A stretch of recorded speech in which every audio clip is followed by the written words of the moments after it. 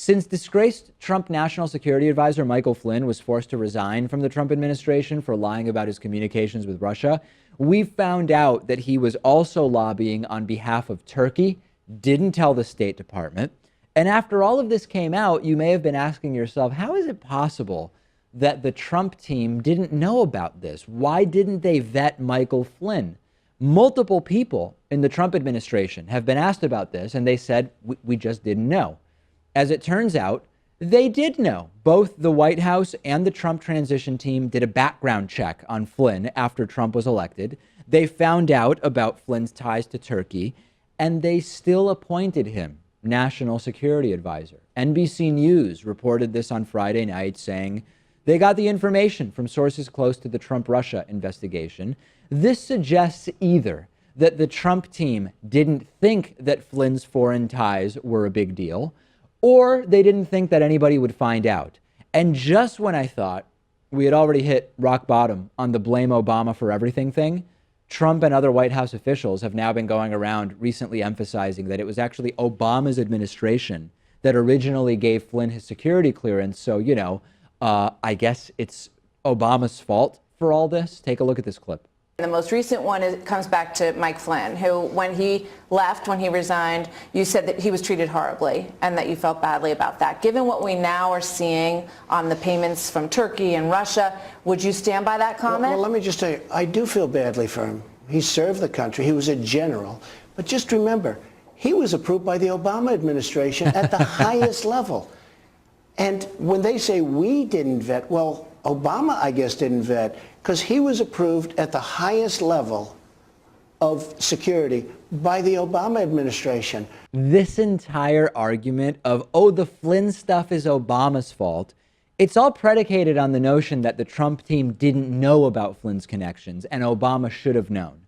We have now learned that the Trump team did know about Flynn's connections. So all of this blame Obama stuff about Flynn, it's even more deceptive than we thought now that we know the Trump team has been lying all along about what they knew about Flynn. That's exactly right. And I also just think that the Trump team thought that they could get away with this because advisors don't have to go to the Senate for confirmation. Right. So, like if Steve Bannon was appointed to a position that required Senate confirmation, there's no way that given his past, he would have been confirmed. Michael Flynn, the same thing. I think, that scandal also started within the administration itself. Yeah, the blame Obama scapegoat is almost always nonsense, but this time they've actually been caught red-handed, knowing exactly what was going on with Flynn, and then they try to blame Obama for it anyway. And by the way, Obama fired Flynn.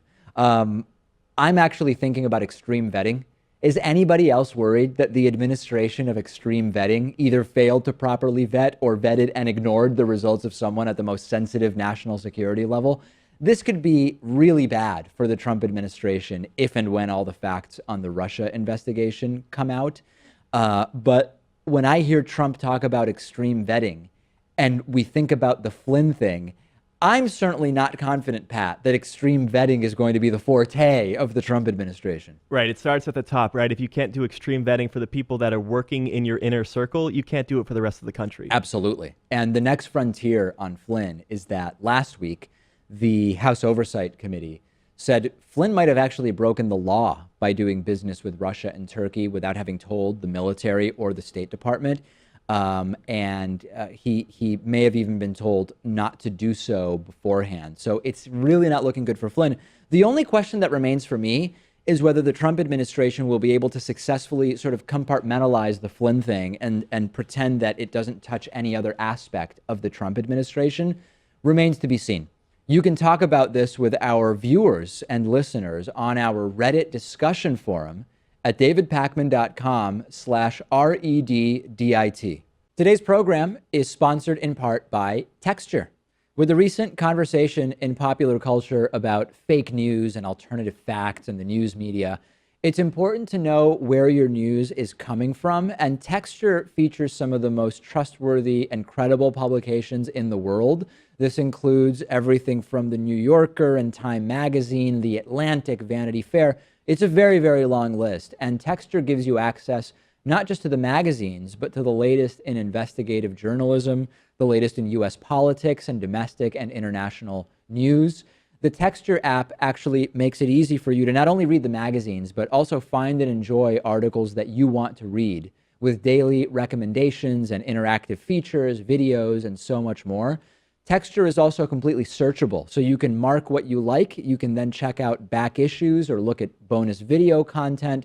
All of these really great features are normally $9.99 a month, which is a great deal for over 200 magazine subscriptions. But if you sign up right now at texture.com/Pakman, you get a 14-day free trial. Some of the great magazines available are Vanity Fair, Rolling Stone, Popular Mechanics is one that I like, New York Magazine. The Vegetarian Times has been bookmarked by vegan producer Pat. And you can get a 14-day free trial with access to all the magazines at texture.com/Pakman. Why subscribe to just a couple of magazines when you can have all of your favorites on your smartphone or tablet all the time for way less? Texture.com/PAKMAN.